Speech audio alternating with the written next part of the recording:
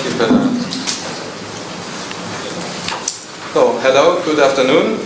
So I'm going to talk about the expression studies that were done in the chicken experiment, which is, as you have already got now, is quite in parallel to what has been done in pigs. So to put it in the frame, what we are aiming at in the ECO-FCE project is to increase efficiency, and we focus on the feedstuff, the gut microbiota, and physiologically genetic effects that might contribute to better efficiency. And in this work package here we are especially looking onto the animal side, onto the physiology and genetics. So the factors driving feed efficiency are diet and housing, and within animals there are a lot of factors like feed intake, the enteral absorption, the microbiota, and mechanisms of resource allocation within the organism. And this will drive transcriptional and epigenetic mechanisms that lead to acute and persistent adaptation of the organism, and at the very end to the divergent phenotypes. So feed efficiency is affected by diet, housing, and these animal and effects, and there's a high individual variation of feed efficiency under controlled conditions, and this is due to the organismal and cellular effects that are related to the energy expedition. There are mechanisms like the ion pumps and the mitochondrial coupling and thermogenesis that are important here.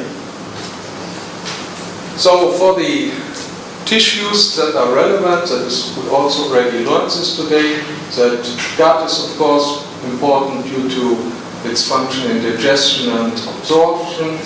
Liver is the primary metabolic organ, and muscle is the site of major energy expenditure, of course important in growth and physical activity. For the superior mechanisms that are important for resource allocation, like and impact feed intake, feeding behaviors, and endocrine parameters, there are the HPA axis and the SMA system. This is not addressed in chicken in this project, but we have done this in the pig. So variation in feed efficiency can be attributed to processes that are on the organismal level. So it is the activity of supper, for example, digestion, and of course body composition. But even more important are cellular and molecular processes. And what has especially been focused on in chicken are the mitochondrial functions. You know that the mitochondria produce more than 90% of the cellular ATP, and the uncoupling of the electron and protein transport, the leaking of proteins will reduce the efficiency of the mechanisms. And so genes related to this have been shown to be associated with feed efficiency. Other mechanisms are involved in energy expenditure. There are some key pathways known that are important for maintaining and sensoring of energy and for energy allocation. And we heard already about mechanisms that are involved in feed behavioral traits, for example, and recycling pathways at the gut and at the brain that are important. So our aim was now, by transcriptome analysis, to get new insight into the molecular mechanisms that are relevant for feed efficiency. And we took a subset of those animals that were just introduced to you by Barbara.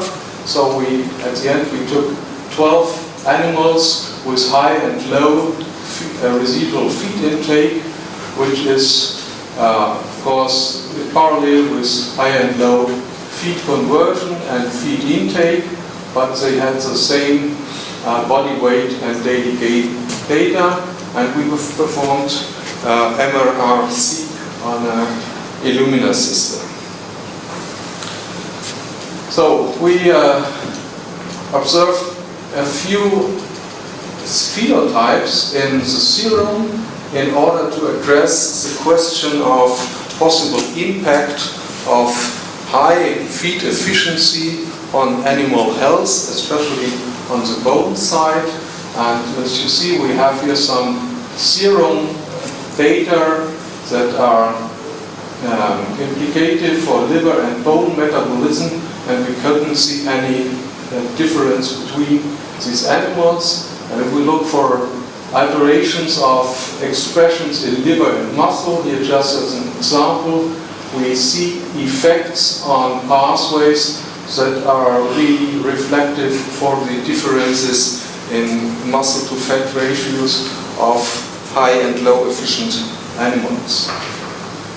With regard to the gut, we see some 200 to 300 genes that were with different abundance in high and low efficient animals, and these are the data for the other tissues, for liver and the muscle tissues. What is interesting is that if you look to the different sections of the gut, that the differently abundant genes are different. So that is an indication that the gut do not function the same way in all these sections, and that distinct functions are maybe possibly important for the feed efficiency in the different sections. So if you look for the canonical pathways that we detected, you see here the naming of these pathways, and I here added some of the functions, and you see that what we found in duodenum, there are pathways related to innate immunity, to cell-cell adhesion and cell polarity, to membrane components. So this is the cholesterol pathways that come up at several sites here. We interpretate this at effects on the composition of the membranes in the gut. For ileum, you see again it's innate immunity, membrane components, and also endocytosis, and a similar picture for ileum. So the pathways with putative impact are those on nutrient absorption, especially in the posterior parts of the small intestine. We have impacts on membrane functions and membrane composition, and the immunity response indicates altered host microbe interactions. If we look on the level of biofunctions in the gut sections, we see that dominant in ileum are effects on glucose uptake and transporters, as well as lipid metabolism. In duodenum, it's our pathways related to weight gain, immune response, and cell death, and in jejunum it is the immune response. We picked also here some, just for example, some of the hub molecules of such regulatory pathways that are related to molecular transport, like here the aquaporins, genes related to cell-cell signaling and interactions, and related to some lipid metabolism. You see that the qPCR clearly confirms the results of the mRNA sequence analysis. So to come to conclusions, we did not find differences in those major functions that have been described before. But you must see that most of these studies are done in divergent lines, in divergent selected lines, and we are here have the challenge to look for differences in already highly selected commercial lines. And so we argue that these major biofunctions are already more or less fixed in these highly selected lines. We haven't seen unaffected effects on parameters representing liver and bone metabolism, so there are no indications for effects on bone health, on skeletal health in these chickens. But we have seen some potential towards still improvement of feed efficiency in these animals. So there are pathways related to molecular transport processes, lipid metabolism, host metabiotic interaction, and immune features.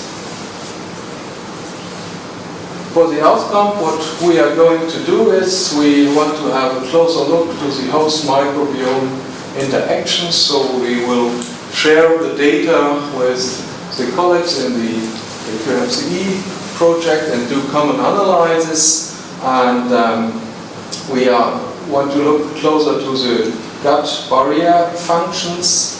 We also want to see for the conversion of specific micro and macronutrients like phosphor and nitrate. We also heard about this morning, and also alternative protein sources will be considered.